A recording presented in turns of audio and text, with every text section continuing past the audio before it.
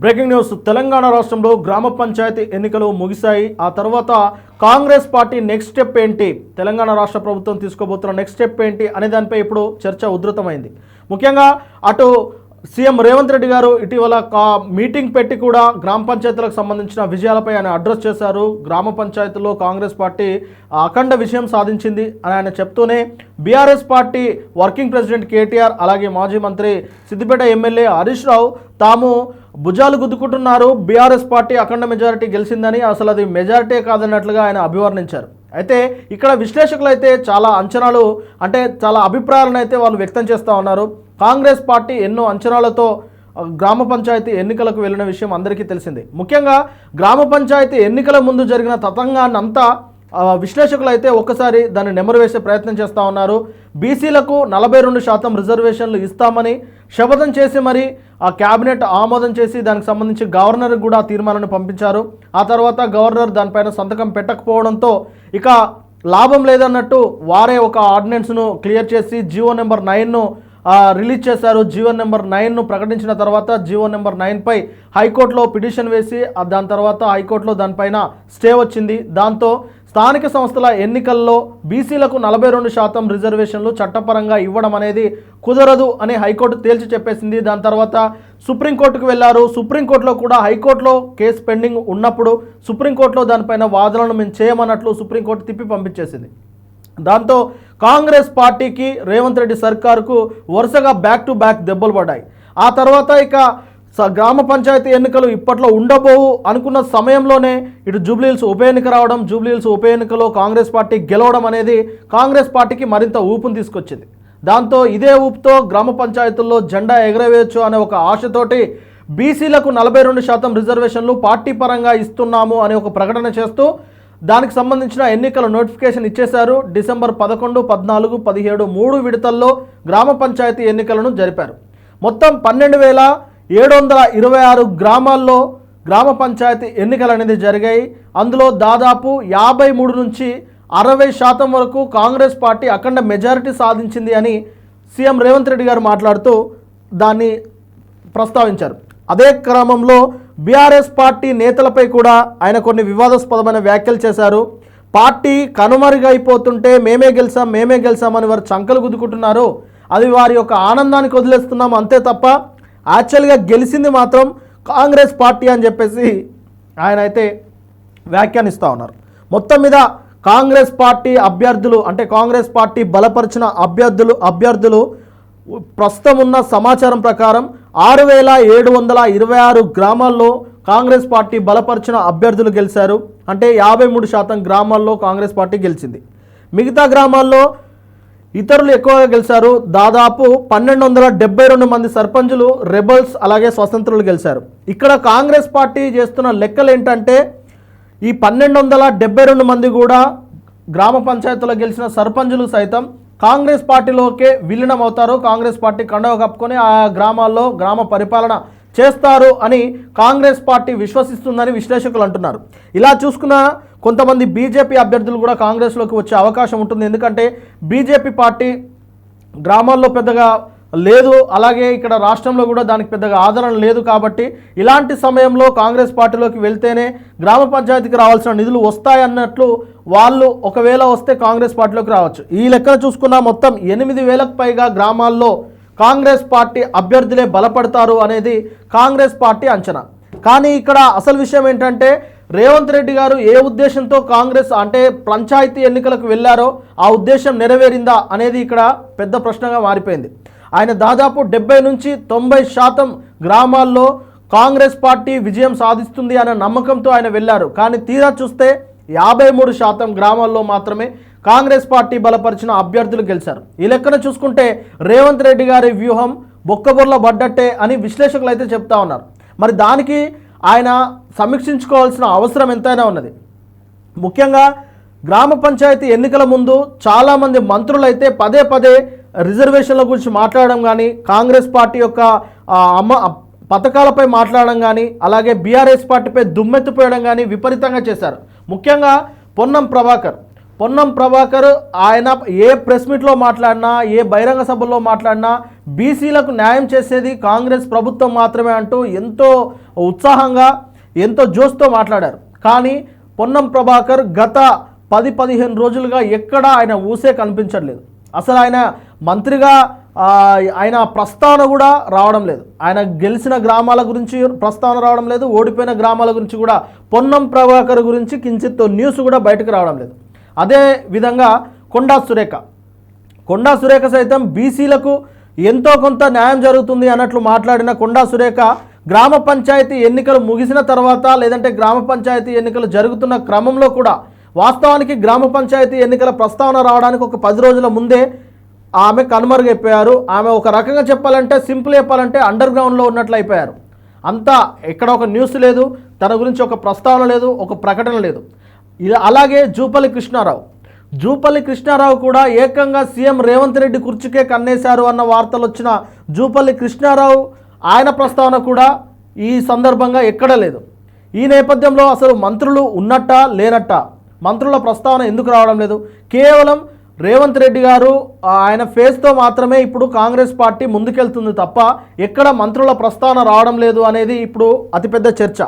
ఇక మనం ఏదైతే గ్లోబల్ సమ్మిట్ జరిగింది, గ్లోబల్ సమ్మిట్ తర్వాత మెస్సీతో ఫుట్బాల్కి సంబంధించిన ఈవెంట్ కూడా జరిగింది. ఆ తర్వాత గ్రామ పంచాయతీ ఎన్నికల్లో జోష్ రావాలని చెప్పేసి సీఎం రేవంత్ రెడ్డి గారు నియోజకవర్గాల అభివృద్ధి పేరిట ఆయన బహిరంగ సభలు ఏర్పాటు చేసి మరి ఆయన గ్రామ పంచాయతీ ఎన్నికలకు సంబంధించిన ప్రచారాన్ని నిర్వహించారని బీఆర్ఎస్ పార్టీ శ్రేణులు అయితే పెద్ద ఎత్తున ఆరోపిస్తూ ఉన్నారు.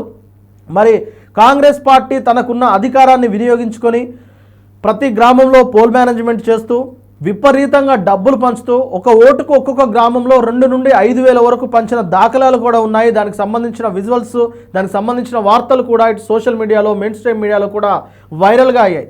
మరి అంత చేసిన కాంగ్రెస్ పార్టీ సాధించింది ఏంటి అంటే 53% గ్రామాల్లో మాత్రమే కాంగ్రెస్ పార్టీ బలపరిచిన అభ్యర్థి గెలిచారు. ఇది ఖచ్చితంగా కాంగ్రెస్ పార్టీ విజయంగా ఎలా చూస్తారు అని ఇటు బీఆర్ఎస్ శ్రేణులు అలాగే అటు విశ్లేషకులు కూడా మాట్లాడుతూ ఉన్నారు. ఈ నేపథ్యంలో కాంగ్రెస్ పార్టీ తర్వాత స్టెప్ ఏంటనేది ఇప్పుడు కీలకంగా మారింది. ఒకవేళ ఎంపీటీసీ జెడ్పీటీసీ ఎన్నికలపై కూడా ఖచ్చితంగా ముందుకు వెళ్తారా లేదంటే వెనక్కి తగ్గుతారా అన్న చర్చ జోరుగా నడుస్తూ ఉన్నది.